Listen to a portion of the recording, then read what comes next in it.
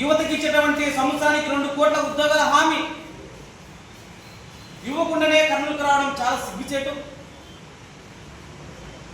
యువత ఉద్యోగాలు లేక రోడ్ల మీద పిచ్చి వాళ్ళే తిరుగుతూ ఉన్నారు.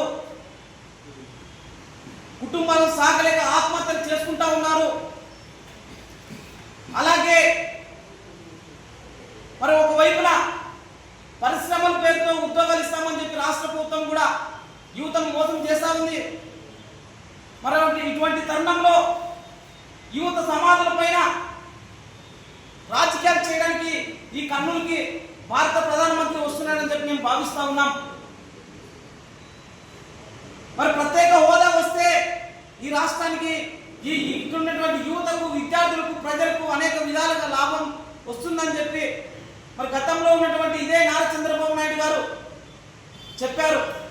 కానీ మోడీకి తాకట్టు పెట్టినటువంటి చంద్రబాబు నాయుడు గారు నేడు ప్రజాధనాన్ని దుర్వినియోగం చేస్తా ఉన్నారు. ఆయన ఇచ్చినటువంటి అడప నిధులను సోహా చేసి మరి ప్రజల చెవులో పులు పెట్టారు. ప్రత్యేక హోదా కావాలని చెప్పి ఆంధ్రప్రదేశ్ ప్రజలు, కర్నూలు జిల్లా ప్రజలు కోరుకుంటే ఏమాత్రం కూడా లెక్క పెట్టినటువంటి నరేంద్ర మోడీ గారు కర్నూలు జిల్లాకు రావడం చాలా సిగ్గుచేటుగా ఉంది.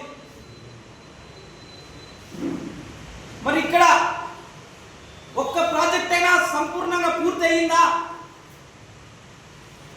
వేదావతి అయితేనేమి, గుండ్రేవల్ అయితేనేమి, ఆర్డీఎస్ అయితేనేమి, మరి ఏ ప్రాజెక్టు పూర్తి కాకపోవడం వల్లే ఈరోజు అనేక మంది ప్రజలు కర్నూలు జిల్లా నుంచి వివిధ ప్రాంతాలకు వలస వెళ్తా ఉన్నారు.